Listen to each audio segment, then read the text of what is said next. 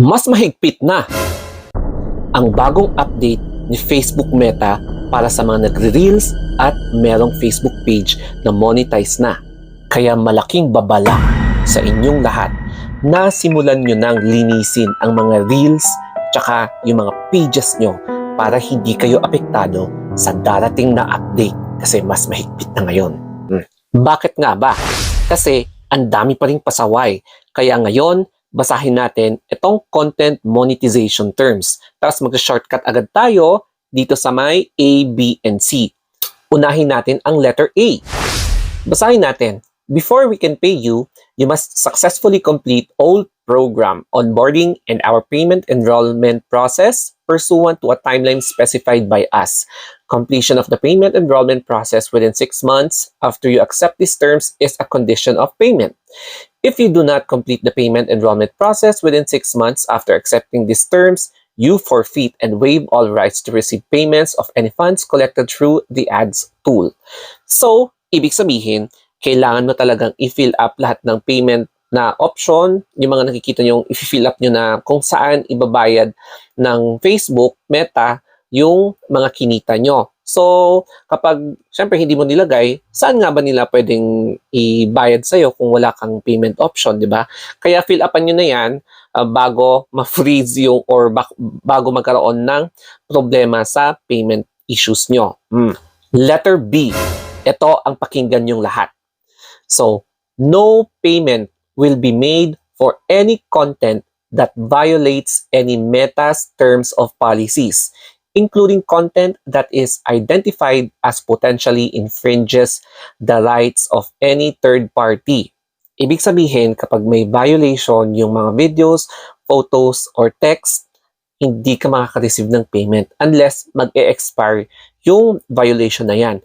Ayon sa pagkakaintindi ko yan, you can correct me if I'm wrong dito sa pagkakaintindi ko. Basta kapag wala kang violation, mababayaran ka. Pero kapag meron kang active violation, hindi ka mababayaran. Kaya linisin nyo na ang reels nyo, tanggalin ang dapat tanggalin para hindi kayo magka-problema. Letter C, importante din to.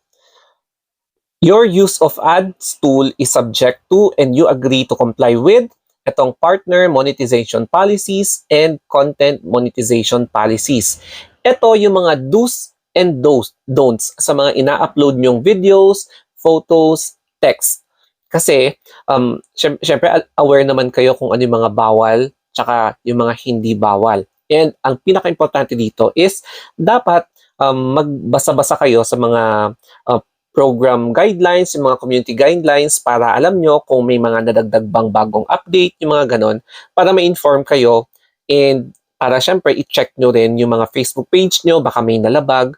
So, importante talaga ang knowledge is power. Be updated all times. Ito na, ang mga dapat nating i-avoid para maiwasan nating ma-freeze ang payment natin. Ang number 1 is yung paggamit ng music, background music sa vlog. Yung iba nga napakalakas pa ng music, hindi na maintindihan tuloy ang sinasabi ng vlogger. Tingnan niyo yung mga vlogs ko ngayon, walang music kasi iniiwasan kong magkaroon ng copyright and ito yung isa sa mga pinakarason kung bakit ang daming nagkakaroon ng violation. So, iwasan nyo para hindi ma-freeze yung payment nyo. Number 2 naman is yung re-uploading contents of other creators na walang added value. So, may difference yan. Yung bawal is yung talagang as is na download, re-upload, na wala ka man lang dinagdag. Pero acceptable kapag yung reaction videos, okay pa yun. Kasi you are adding value. You are reacting to a video. Kaya acceptable siya. Tapos, ang number 3 naman is ito, yung mga inauthentic behavior na nag-i-spam sila dahil gusto nila follow, yung mga balikan mo ako, tapos sa comment section, as in copy-paste yung kanilang mga comments, no? Tapos lilipat na naman sila sa other content creator, copy-paste, i-follow nyo ako, yung mga ganon, babalikan, yung mga ganon.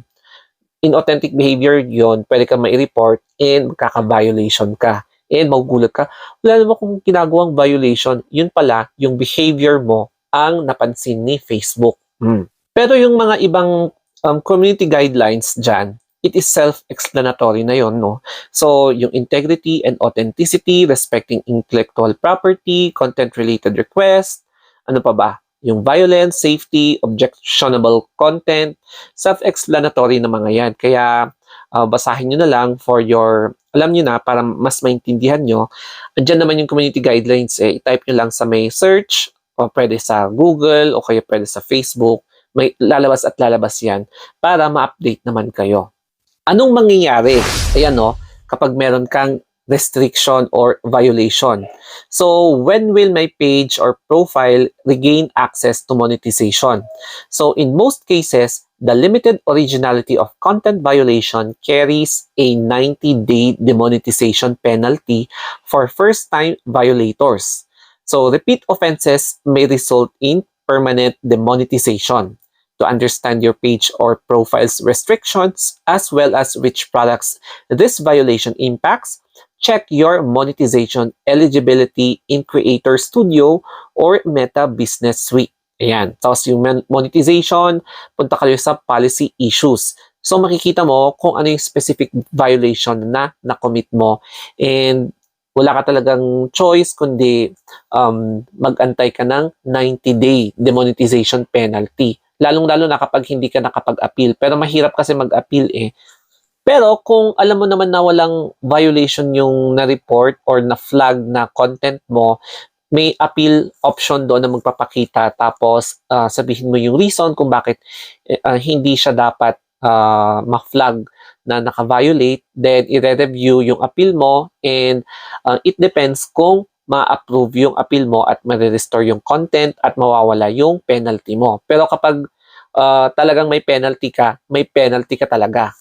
Kaya habang maaga pa, eto nga pala yung aking Facebook page, maglinis na kayo ng contents sa inyong page, sa mga reels, o kaya sa any social media profile nyo para makaiwas kayo sa mga ganitong klaseng violation.